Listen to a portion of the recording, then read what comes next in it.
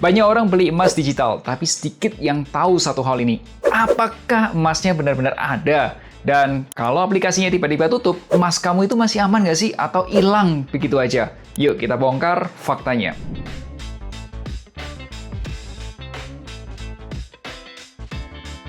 Hai, ketemu lagi nih bersama saya Melvin Mumpuni. Pertama kali aku mendengar emas digital tuh tahun 2018.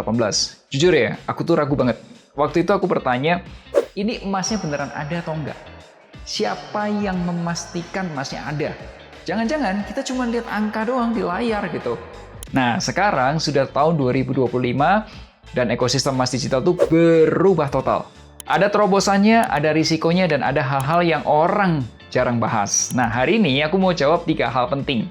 1, beneran ada nggak sih emas fisiknya? Kedua, kalau amit-amit nih ya, aplikasinya tutup, emas kita tuh aman atau enggak? Atau malah hilang gitu? Dan yang ketiga, dan gimana cara beli emas digital yang benar? Yuk, kita mulai! Jika tanya beneran ada emas fisiknya, jawabannya, ya ada lah. Lah, kok kamu bisa mengatakan demikian, Vin? Jadi gini, teman-teman, ekosistem emas digital itu sekarang ada 2 di Indonesia. Yang satu di bawah Kementerian Keuangan dan yang satu di bawah Kementerian Perdagangan. Regulatornya juga tentu berbeda. Kalau yang di bawah Kementerian Keuangan, regulatornya adalah Otoritas Jasa Keuangan atau OJK. Sedangkan regulator di bawah Kementerian Perdagangan adalah Badan Pengawas Perdagangan Berjangka Komoditi atau kita singkat Bapepti. Dan pelaku usahanya juga berbeda. Kalau yang ekosistem di bawah Kementerian Keuangan adalah pelaku usaha bullion bank. Kalau kamu mau tahu lebih banyak mengenai bullion bank atau bank emas, tonton aja nih video finansialku yang berjudul Bank Emas atau Bullion Bank di Indonesia.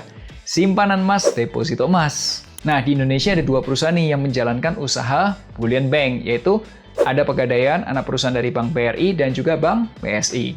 Lalu bagaimana dengan pelaku usaha di bawah Bapepti? Nah, kamu bisa lihat nih di website resminya Bapepti, ada 7 perusahaan pelaku usaha emas fisik digital.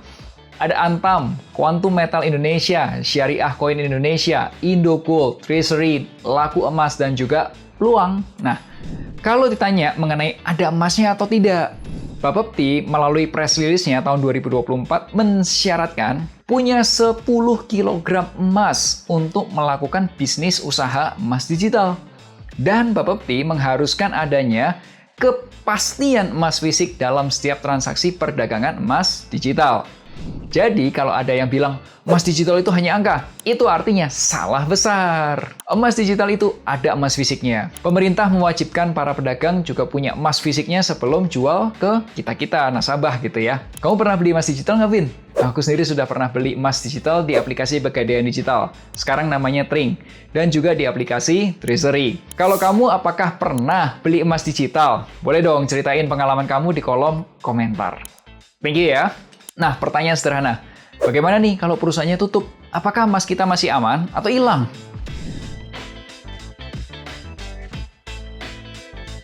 Pertanyaan selanjutnya, apa yang terjadi jika perusahaan emas digital tutup? Nah, sebelum menjual emas digital, setiap perusahaan emas digital tuh wajib menyimpan atau deposit emas ke brankas. Gudang penyimpanan atau kita sebutnya adalah gold vault ya. Itu resmi milik perusahaan penyedia layanan yang sudah diawasi oleh Bapepti. Jadi itu independen ya teman-teman. Perusahaan penyedia brankas ini akan melaporkan jumlah emas fisik kepada perusahaan clearing. Dan sekali lagi, itu juga perusahaan yang independen, terpisah gitu ya. Di Indonesia ada 2 lembaga clearing, yaitu ada Indonesia Clearing House, ICH, atau Clearing Berjangka Indonesia atau KBI. Nah, setiap transaksi beli atau jual emas digital di aplikasi emas digital itu dicatatkan dalam bursa. Di Indonesia ada 2 juga bursanya, yaitu ICDX dan GFX. Kemudian transaksi ini itu diregistrasi ke lembaga clearing. Intinya apa? Intinya gini, semua transaksi yang kita lakukan di aplikasi emas digital itu akan diverifikasi oleh bursa dan juga clearing. Seandainya perusahaan emas digital A tutup gitu ya, maka emasnya kita dapat pindahkan ke perusahaan emas digital B. Karena ada pihak clearing yang meregistrasi emasnya kita. Intinya apa? Emas kita nggak hilang. Dah, titik. Sampai sini jelas? Kalau udah jelas, boleh kasih like-nya dong. Oke, thank you ya. Oke, lalu beli emas digital lewat mana nih, Vin? Yuk kita bahas. Cara beli emas digital ya buka akun di aplikasi emas digital ya, seperti Trink, Indogold, Peluang, Antam, atau juga Treasury. Setelah buka akun, kamu bisa top up saldo dan mulai beli emas digitalnya. Nah, ini dia. Aku punya checklist memilih platform emas digital yang aman. 1. Perusahaan terdaftar sebagai pedagang emas fisik digital di Bapepti. Nomor 1. 2. Transparan soal biaya dan juga spread-nya. Spread harga beli dan jualnya. Ya. Ketiga, memiliki fitur tarik fisik. Itu penting.